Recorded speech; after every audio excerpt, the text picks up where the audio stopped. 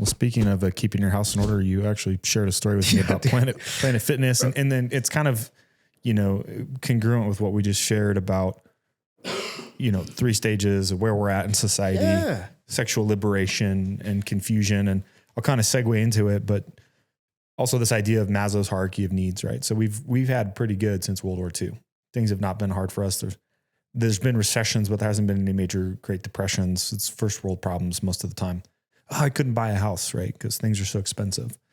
And so innately we're designed to struggle. That's where we find purpose. That's where we find our identity. It's just how we're wired. And when you don't have any struggle, you're not really doing or pursuing or adding any value to the greater society as a whole. Right. You move from this extrinsic view to really starting to become very selfish. And it's similar to the quote that we read from Alexander Fraser Tytler about, what's best by you selfishly. Right. And so that's where we're at. Like, people are craving identity. They want to be seen because they have no real significance in society or this world. And so the best that they can do is this, what we're talking about. Well, and to old boy's point on the Ed Clayton podcast is God is the ultimate source of meaning and purpose. Absolutely. You're made in his image and likeness. So Planet Fitness, let's pull that up there. Planet Fitness has banned a woman. This comes by way of Brandon Straka on X. Let's get this clear. An actual woman banned an actual woman. Yes. Planet Fitness has banned a woman, in parentheses, real woman, from their gym for taking a picture of this person who claims to be a woman, but is in fact a man who was face shaving in the women's locker room.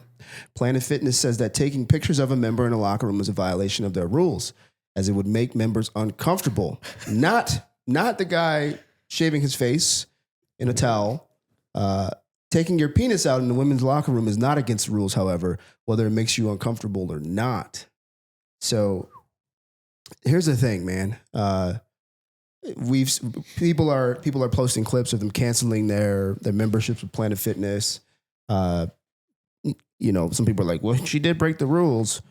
Well, some rules are meant to be broken when I got a tally swinging next to me when it shouldn't be here. And so, but here's the thing that people need to understand about Planet Fitness. They're a massive organization.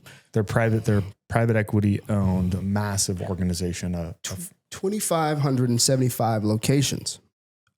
Revenues reaching over $1.1 billion annually.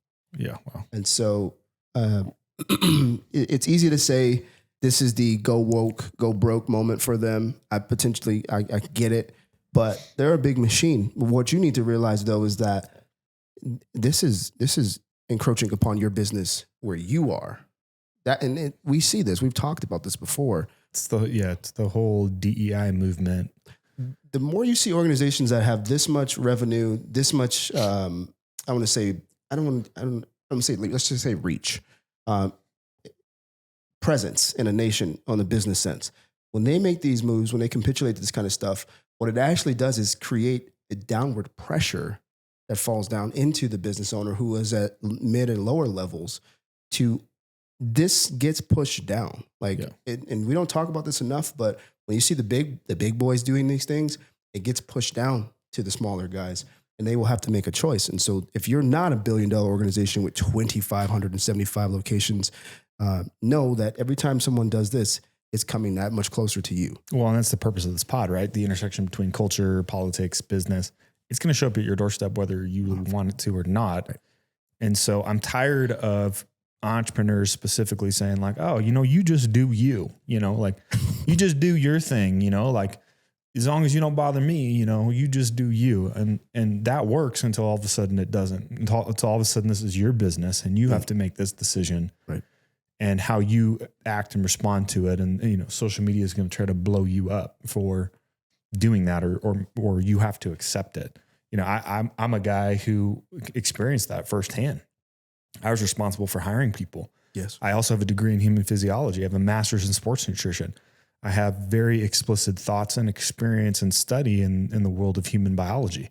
I made some comments on social media in a thread that was posted, and somebody who was super woke didn't like that comment. So they went on an intentional witch hunt to go try to hunt me down, figure out where I worked, realized that I was part of hiring and recruiting, and attempted to try to take me out.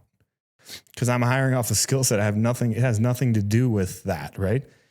But these people and the woke mob will come after you. You know what I mean? So whether you want the fight or not, it's coming to your doorstep. So you better wake the hell up and be ready for it and start actually going on the offense instead of the defense. Dude, you're talking about do you.